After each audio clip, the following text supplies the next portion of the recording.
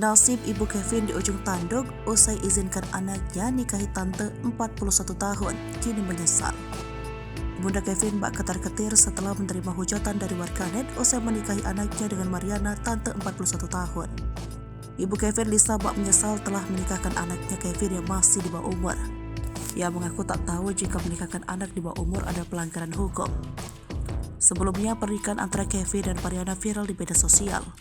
Usia yang terpaut 25 tahun membuatnya sukses menyedot perhatian masyarakat, di mana Mariana berumur 41 tahun sedangkan Kevin baru berusia 16 tahun. Sontak pernikahan yang digelar di Kalimantan Barat itu menarik perhatian serius pihak terkait. Satu di antaranya ialah KPAI Kalimantan Barat. Perwakilan KPAI Kalbar R. Husnan tegas mengamati kisah Mariana dan Kevin. Menurutnya pernikahan Mariana dengan Kevin harusnya tak terselenggara, sebab Kevin masih dalam usia anak, yakni di bawah usia 18 tahun.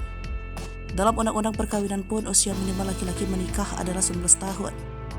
Karenanya, Husnan pun meminta pihak kepolisian untuk menindak tegas Mariana yang menikahi anak di bawah umur meski hanya secara agama. Guna menjerat Mariana, Husnan meminta pihak kepolisian untuk mencari bukti pernikahan terlarang itu. Sementara ibu Kevin Lisa takut anaknya dan Mariana dipenjara gara-gara melanggar hukum pernikahan.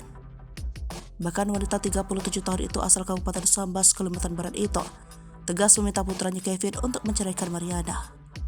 Ketakutan Lisa pun bertambah ketika KPAI meminta kepolisian turun tangan terkait dugaan adanya tindak pidana.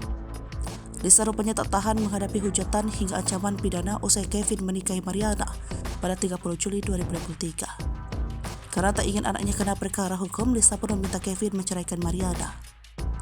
Sumpah demi Tuhan, tak akan aku restui anakku nikah daripada dibilang matre.